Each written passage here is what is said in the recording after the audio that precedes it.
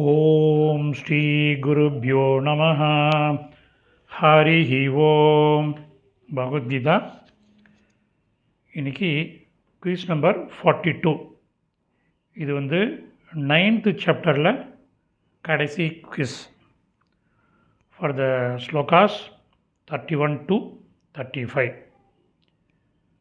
Time and again we have been requesting you to go through the text of each slokam which have been circulated in last week.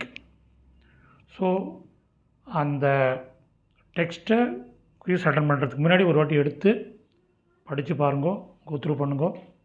அதுக்கப்புறம் இந்த quiz நீங்கள் attend பண்ணிங்கன்னா உங்களுக்கு எல்லா கொஸ்டினும் answer பண்ண மாரி இருக்கும், ஈஸியாக இருக்கும்.